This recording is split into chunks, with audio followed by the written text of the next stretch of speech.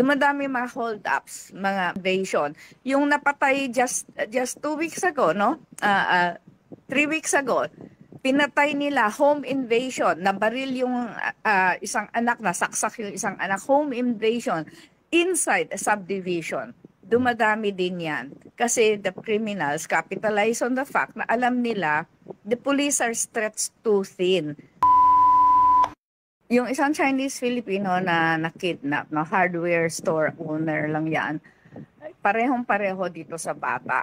Kasi ongoing negotiation at almost at the very start of the negotiation, pinutol nila yung hinlalaki sa paa, no? The big toe. Pinutol agad nila. And then the victim was killed kasi hindi naman nila kaya. Hindi sila pogo related, hindi nila kaya yung malaking amount na hinihingi sa kanila. Magandang umaga naman sa inyo, Ted. Opo, and thank you for your time. Ma'am Tessie, ito pong nangyaring kidnapping sa isang nga pong bata na naka-enroll dito po sa isang paaralan sa Taguig. So far po ang inyong grupo, ano po ang informasyon na nakalap ninyo sa mga may gawa nito? Yung mastermind is a Chinese kasi yung negotiation, lahat in Chinese, no? Pero yung mga kumuha sa kanya ay mga Filipinos, no? Yung pagka-drive ng driver paalis, tapos yung mga unang bumaba at sumakay sa kotse, 6 yun, panay Filipinos yun. Opo, so ang kasabwat ng mga mastermind ay mga Pilipino? Yes, Opo. Mga Filipinos. Apo. Ma'am, sorry po, I really have to ask this. Yung bang mga kasabwat, may balita po kung sila ba ay nasa serbisyo?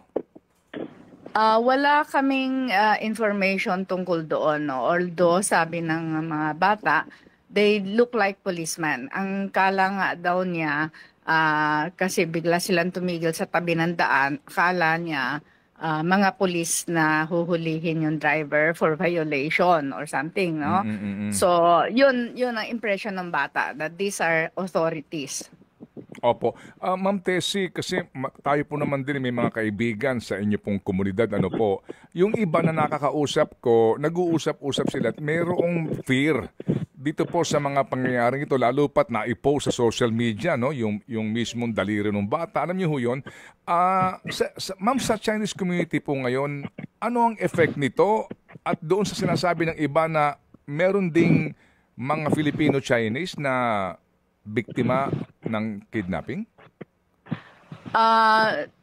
Last year, 2 case ng Chinese-Filipinos ang nakidnap. Pero in recent years, most of the victims are Chinese victims. Most are pogo or casino gambling related. Pero nung mga last few years, marami ding mga Chinese na professionals. So they are not pogo or gambling related. Mga professionals sila na nakidnap din, no? That is why it is sowing panic sa Chinoy community, no? Hindi lang sa Chinoy community, siguro pati yung mga Chinese nationals na legitimately doing business here, siyempre they're all scared. Yes, ma'am. Kasi ma'am, if you also recall, di ba, matagal na po tayo nag-uugnayan sa isyong ito. Usually po, pag merong pamilya, Filipino-Chinese na family na naharap sa ganitong pagsubok, sa inyo po kumokontak kasi nga for guidance. Ano po? Di po ba, Ma'am Tessie, yan pong inyo po talagang nagiging papel, yung pagtulong sa kanila sa napakaraming bagay. Doon po sa nangyari last year, nagbayad ba sila ng ransom? Paano po nakaligtas yung mga kidnap victims noon? Yung isang Chinese-Filipino na nakidnap, no, hardware store owner lang yan, parehong-pareho dito sa bata. Kasi ongoing negotiation at almost at the very start of the negotiation, pinutol nila yung hinlalaki sa paa, no? The big toe. Pinutol agad nila. And then the victim was killed kasi hindi naman nila kaya. Hindi sila pogo related, hindi nila kaya yung malaking amount na hinihingi sa kanila. So napatay ang victim dito. Oo, yung isa pang kaso, na-release naman at maganda naman na naging resulta kasi nahuli yung mga perpetrators. Opo, ang perpetrators po, anong background, ma'am? Yung pangalawa na nahuli, these are Filipinos, no? Small time driver again. So siguro yun na nga isa yan sa mga warning signs na lagi namin pinapaalala. Do not just hire any house help, no? Driver, security guard, helper sa bahay. Kailangan talaga well recommended and well vetted, no? Yung ito kasi pangalawang kaso, driver din ang involved, no? But the first one, talagang random businessman na pumapasok sa opisina, sa hardware store, no? Malapit na siya sa hardware store nung dinukot siya ng itong mga tao, dinala sa Laguna. Negotiation went on, pero unfortunately pinatay nila yung victim. Opo, na-recover po yung remains ng victim, ma'am? Yes, pero as of now, itong grupo na ito hindi pa nahuhuli. Pero mga Chinese din ang perpetrators dito sa kaso na ito. Kaya yun yung parang sowing panic kasi na yung puputulan ng daliri. Itong pagputol ng bigto na ito kumalat din. But Ted, siguro this is the time for me to call on these people. Why are you victimizing the victims all over again? Hindi pa ba kaya na nakidnap sila? I-victimize pa ninyo, pinapakalat ang mga video, ang mga pictures. None of these pictures or videos came from Filipino sources. I check, no? Lahat sila galing sa mga Chinese. Sila ang nagkalat, no? Lahat ng nagkalat niyan. At first, mga Chinese nationals, tapos sumunod mga Chinoys, nagkalat din, ano? Bakit, no? We should be more circumspect. Respect the sensibilities of these victims. Imagine a mother, no, na nawawala ang anak mo tapos makakakita ka pa ng ganung mga pictures. Kaya siguro panawagan na rin, hindi naman tayo kailangan lahat maging ganyang klaseng marites. We are playing into the hands of the kidnappers kasi panindak nila yon eh. All the videos came from them. Mga kidnappers. Panindak nila kasi meron na siguro silang potential victims, no? Kaya itinatakot nila na ganito mangyayari sa inyo pag hindi kayo nagbayad agad. Ma'am, meron ho ngayong active na anti-kidnapping task force ang gobyerno? No? Yes. Opo. Patuloy naman yan. It started with PACER as a task force. Ngayon kasi ang AKG, hindi na siya task force. No? Isa na siya talagang organized unit sa PNP. Opo. And then, ma'am, pardon me for the question, may live kidnapping case ba ngayon involving Phil Chay? Wala po. Okay, good to know. Pero ito pong nangyari nga dito na kumpirmadong pogo ang ugnayan nung ama ng biktima dito at hindi po. Let me correct you. Wala pong kaugnayan ang parents or mga uncles nila whatsoever with Pogo. It was a Filipino driver who was ex-driver ng Pogo financier sa Clark. Siya po ang ugnayan. Ito po wala. Kaya nga panawagan na hiring a driver, you should be very, very careful and vigilant. Isang buwan pa lang tong driver sa kanila. Opo. So, mas maganda nga ito inyong naiklaro, ma'am, kasi ang balita na yung pamilya ng victim, yung parents, yung father nito particularly, umano ay engaged sa Pogo. So, hindi ho pala. Kaya nga sabi ko, why do we victimize the victims all over again?